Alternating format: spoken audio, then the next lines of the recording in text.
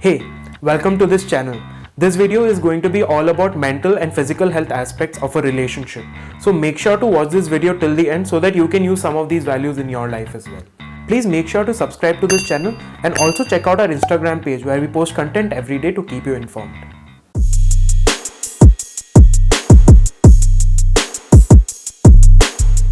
Hi, I'm Nikita Khattar. I am studying to become a doctor, and in another 1 year, I'll be calling myself a doctor. Hi, I'm Natasha Khattar and I'm studying to become a clinical psychologist. And we have this initiative on Instagram which is called as Holistically Healthy, where both Nikita and I have come together to accumulate information about mental health and physical health and how to go about approaching your holistic health. And I hope you'll check us out there.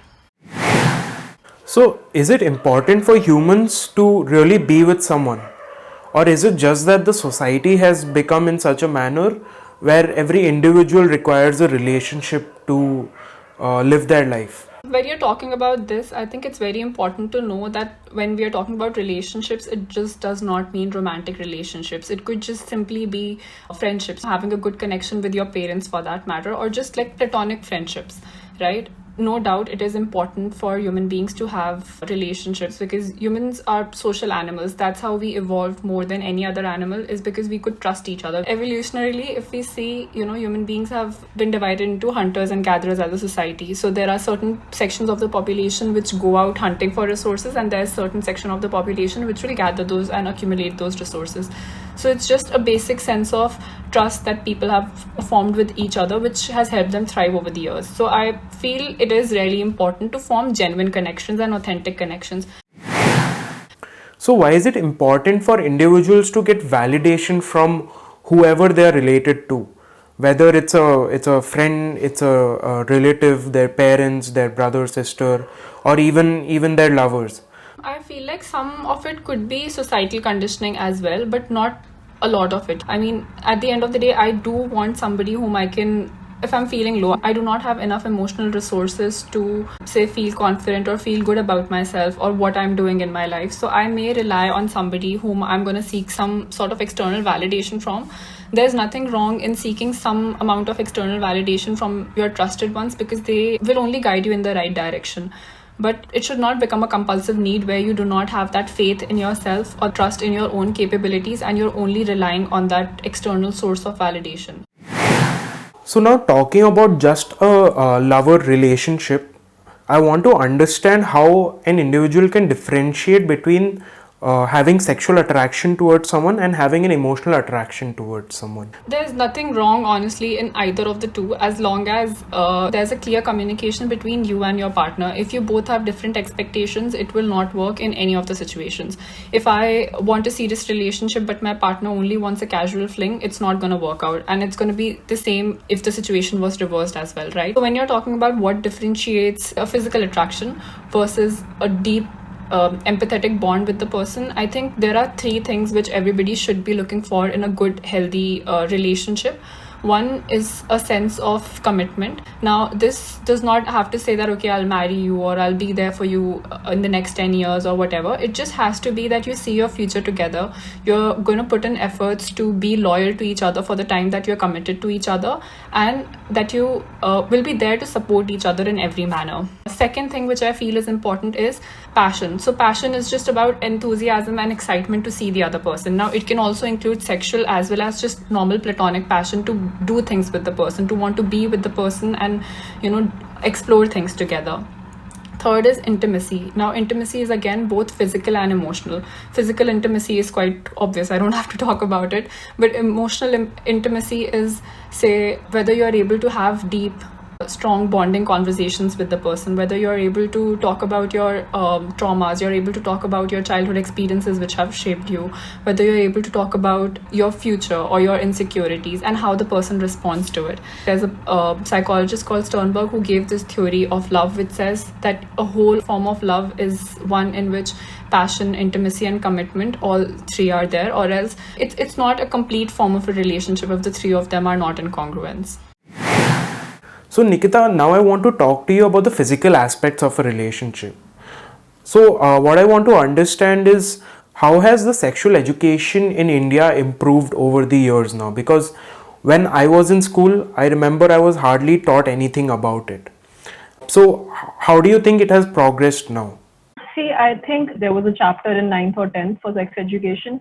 Even in our school, I think we were taught about sex education, but it was more about menstrual education and like menstrual hygiene. So I think when it comes to sexual education, our country is moving forward, but we are not moving at the pace with which the new generation is coming up. The new generation probably knows more about sexual education simply because internet, and that's a good thing. Even if we are not taught in schools, at least kids learn it through internet. But the most important thing about internet is you need to know what is wrong, what is right. Everything on the internet can be edited by anyone, and you don't want someone to take in wrong information and think that's right just because it's coming off internet, because honestly it's not really a reliable source. I think sexual education more coming from school and colleges, it's also important to be coming from our parents. So me and my sister, we were taught about sexual education, what is good touch and bad touch, by our mother. And I think this is an important thing that has to be taught by parents, both for your daughter and your son, because it's important to tell your daughter that, yeah, this is right, this is wrong, it should be consensual, it should be at a legal age. But it's also important to teach your son that what you're supposed to respect, how you're supposed to behave, what is accepted, what is not accepted. So, Nikita, for any of our adult viewers that are watching who are getting into consensual physical intimacy, what are some of the tips that you would like to give them, or what are some of the safe practices you would want our viewers to ensure before they actually get into that physical intimacy? I think the important aspects from medical health point of view would be go for some barrier method or some contraceptive. Don't opt for OCPs or any other pill just because you saw it in an ad. Go for it only when after consulting a doctor. It's different for everyone. It's different based on your heart conditions, based on your lipid statuses and everything. So you shouldn't consume medicines just because you see something on TV. So it's better that you go to a doctor if something happens. But obviously the foremost thing is contraceptives. Go for contraceptives which are safe, and the safest contraceptive would be a barrier method, which would be a condom. Follow hygienic practices. So wash yourself before and after having the intercourse. Be careful not to involve in something called as vaginal douching. This is for females. So vaginal douching is when a jet of water is passed into the vagina, which is the canal. It's not the outer part, it's the canal. And you're not supposed to do that, because doing that frequently will get you rid of the good bacteria that you have there, and you don't want that because that will predispose you to more infections. I would also like to talk about vaccinations with this respect. For people who are engaging in sexual intercourse, it's important that before you start your sexual intercourse or any activity, it's important that you have vaccination for it. So for women, it is HPV vaccination, which is to prevent cervical cancer. It should be taken before 21 years of age or before you start your sexual activity. I think it's important that you get this because it will not only protect you, your male partners, but also in case the male partner later has sexual intercourse with another female, it will also protect her.